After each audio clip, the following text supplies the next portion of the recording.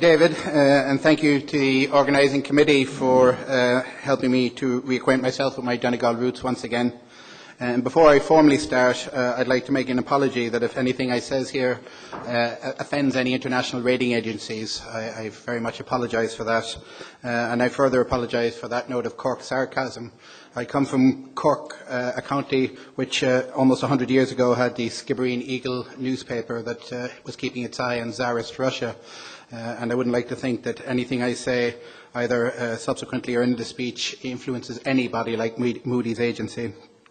But to the subject at hand, in the almost 2 years since the introduction by the government of the wide-ranging bank guarantee scheme, change in the Irish banking sector has been fitful, fragmented and frustratingly slow. There has been change, and much of it has been positive. The chief executives and the chiefs of boards of many of the institutions have moved on. Under legislation passed, the entire board membership of these institutions will have changed within a very short time. Key appointments have been made. There is a new governor of the central bank, Professor Patrick Honohan, with whom I had the privilege of sharing a platform at this summer school last year along with Alan Dukes. It might offer some succour to my fellow panellists that both were promoted subsequently, even though I wasn't. But that appointment of Patrick Honohan and the appointment of Matthew Elderfield as Chief Executive to the Office of the Financial Regulator are both appointments that are significant as much for the manner they occurred as for the quality of the people who were appointed. Patrick Honohan's appointment as an outside academic being brought into the top position in the central bank broke the Buggins' turn arrangement of the Secretary General of the Department of Finance being assumed into that position. His previous role as a questioning, albeit a constructively questioning outside observer, offering an alternative to, and where necessary a refinement of, government policy decisions, made him an ideal choice for this role. Matthew Elderfield, outside of his obvious experience and qualifications for the role, and the impressive way in which he has taken to his task since his appointment, has one key advantage in being appointed. He isn't Irish. Speaking at this summer school last year, I outlined my position and that of my party that the vacancy of Chief Executive at the Office of the Financial Regulator had to be filled from someone outside of the incestuous circle of Irish financial services and those who had been involved in their regulation. Since his appointment, he has shown a willingness not to pull punches. His decisions on the Quinn Insurance Group and that company's relationship with Anglo-Irish Bank showed an individual with ability to operate beyond political pressures and put prudential principles to the fore. Both Professor Honohan and Matthew Elderfield have demonstrated their desire to operate in ways that their predecessors chose not to. Legislation in the form of the Central Bank Reform Bill has helped to achieve a better balance in the relationship between the Central Bank and the Office of the Financial Regulator. I believe the bill will help the information flow and, more importantly, have the accountability levels better defined. That said, I have concerns that there might be a sidelining of the consumer protection role in our regulatory framework. In putting aside our failed system of regulation, we need to remember that it was the prudential system of regulation that failed us most. Where we identified bad banking practice, it was more often than not through the consumer protection role of the Financial Regulator's Office. We need also to remember that previous legislation, while in balance, contained many powers that were never used, that if used, would have led to the establishment of a more effective system of regulation. With this legislation, there remains a leap of faith that the powers contained within the bill are to be used by those entrusted to exercise those powers. Such people are in place now. We need to ensure that they are there into the future. Where change has been less obvious has been in the subsequent appointments in the executives of several financial institutions. These appointments hardly have a new broom approach about them. Indeed, they have a feel of meet the new boss, same as the old boss. And as we further peel the onion of what has gone wrong in Irish banking, there has to be an expectation that further departures from Irish banks, even among those recently promoted, must be expected. This and other factors feed the cynicism among the general public that change isn't really happening and may never properly occur. Most frustration exists at the lack of prosecutions that the public justifiably believes has been criminal. We can bemoan our legal system, talk about the burden of proof and the need to establish watertight cases, but the longer the period in which no prosecutions take place, the less likely they are ever to take place. I don't see this as political protection of those who need to be prosecuted. It is more of a culture that those who inhabit a certain strata of Irish society committing particular types of crimes are somehow seen as being immune from prosecution. In order to move on as a society and to assist our economic recovery, this is a culture that we need to put it behind us, and soon. We are learning. The model chosen to reveal what has brought us to where we are has itself been slow, but valuable investigations have occurred and are still occurring, and these should help us take on board the lessons we need to learn.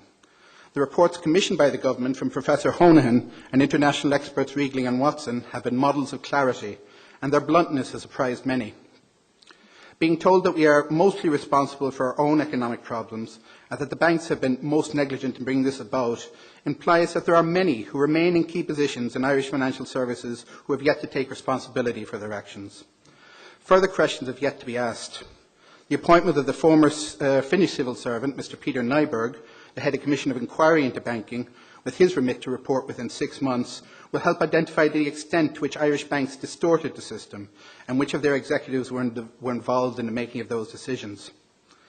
Parallel investigations by the Joint Oireachtas Committee on Finance, of which I am a member, into the policy decisions made by the Government and the system reviews of operations within the Department of Finance should help give us a more complete picture.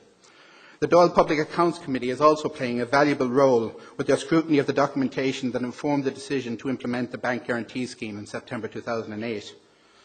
This scrutiny needs to be more detailed than the superficial analysis that so far has accompanied the public publication of the documentation. The Bank Guarantee Scheme, along with the establishment of the National Asset Management Agency, NAMA, has achieved something of a mythical status as the touchstones of public and political ire. I believe this to be somewhat misplaced. The Bank Guarantee and NAMA are not the major problems we have to face. At worst, they are symptoms of the problem. In reality, I believe they should be seen as responses to the problem. Whether they are structured appropriately is a matter for legitimate public and political debate, but to be misidentified as the core problems themselves is to obscure from proper attention the very real problems that continue to beset Irish financial services. To some, the bank guarantee has been a reckless decision that has put the Irish economy at risk to the tune of some 400 and possibly 500 million euro. In essence, it is an insurance scheme, but in terms of public perception, it has become a bill that is yet to be paid. In hindsight, the need to extend and strengthen the guarantee has been accepted. The best criticism, and this in retrospect can be found in the Patrick Honohan report. He has argued that it isn't a question of whether the bank guarantee should have been extended. It is more of a question of how the guarantee was extended and in what way. The questions we now need to ask are whether all classifications of creditors should have been included and if all financial institutions should have been included to the same extent. What is clear is that the decision that was made in September 2008 was the right decision that was made for the right reasons, if not on the basis of right information. The review of the guarantee whether the guarantee should be extended is where these questions need to be asked. The genesis of NAMA has had a similar route, I believe, towards misrepresentation. According to its critics, NAMA would artificially inflate the property market. It would overpay for the distressed loans of the banks and would offer succour to developers. The property market has continued to fall, despite the establishment and the initial manifestation of NAMA, and this gives lie to the first assertion. The talked about 30% haircut on the value of the distressed loans was never realistic, and after the stress testing of the bank's loans book, revealing the misinformation given by the banks, a 49% discount has been far more realistic. The third element of whether developers will receive special treatment from NAMA, time will tell. But indications are that in its initial phase, NAMA will be stricter on those who own these outstanding loans than the banks who issued the loans in the first instance.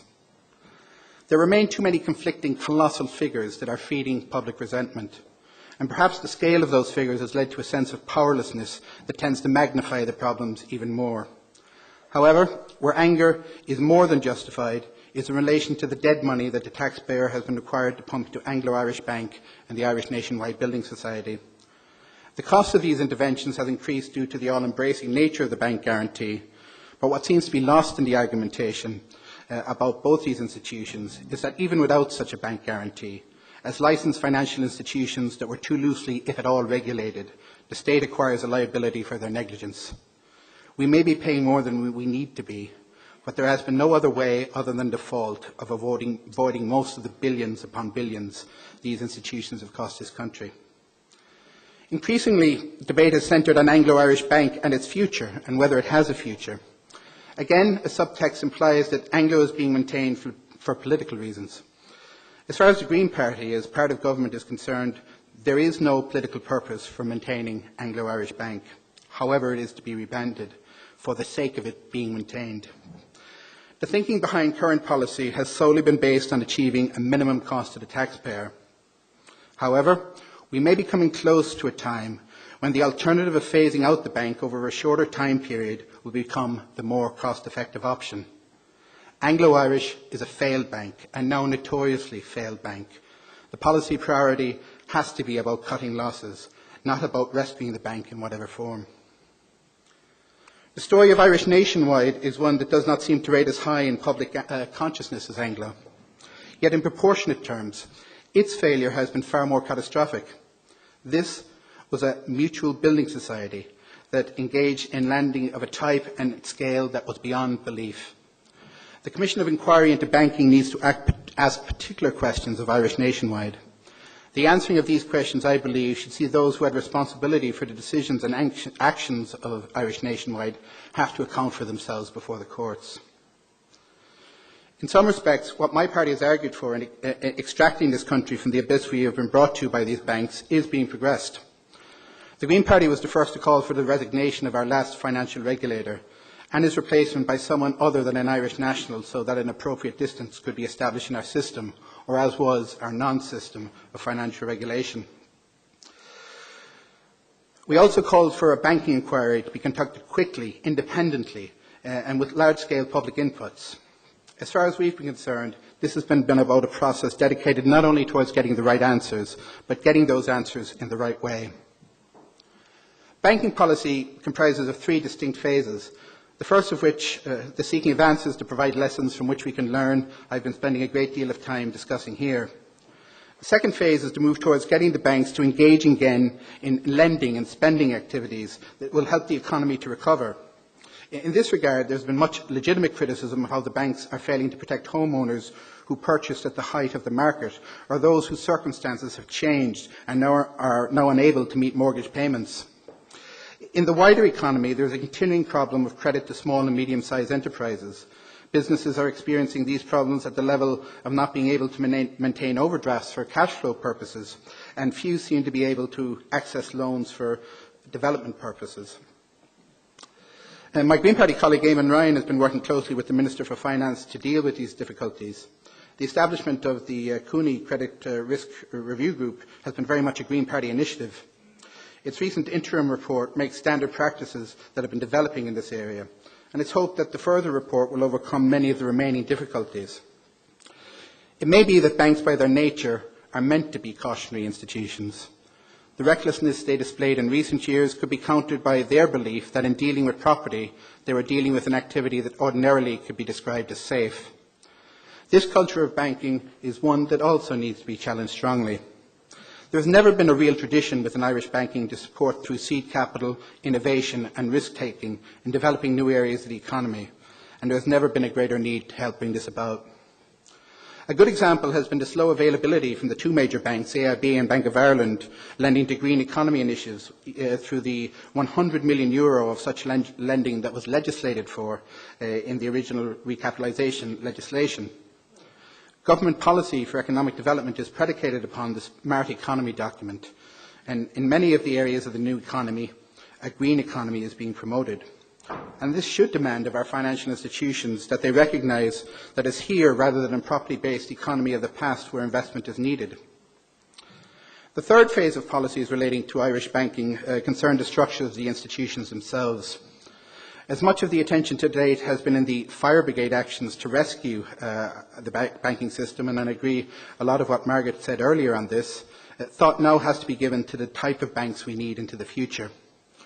The first question that needs to be addressed is how many banks a country of our size needs. The Swedish government, a country with more than twice our population, when dealing with its banking crisis of the early 1990s, was dealing with 7 banks, which it then reduced down to 5. In Ireland, we certainly require a large-scale retail bank. For the interest of the consumer, it would be best if there were 2 such competing banks. Although the presence of other non-Irish-owned retail banks, this may not be as obvious. We need a development investment bank, but one as far removed from the Anglo model as it is possible to be. I would argue that such an investment bank would be a green investment model. The inclusion of such a bank in the new Conservative Liberal Democrat programme for government in the UK shows that this is a direction that is being followed internationally. There are also good commercial examples of these type of banks, and I would instance the Triodos Bank, a UK bank that has already established a small-scale but significant presence in Ireland. Most importantly, there is a need for a small savers, small-scale lending bank run on mutual cooperative principles. We have been badly served by our mutual building societies, but other models exist in this country, such as the credit unions and the Post Bank, which is a decision that I have to state I disagree with members of the Cabinet and members of my own party in relation to. I believe that if a model could be established that combines mutual building societies, credit unions and the network a Post Bank would bring about, then we could have a viable alternative third banking sector that this economy needs.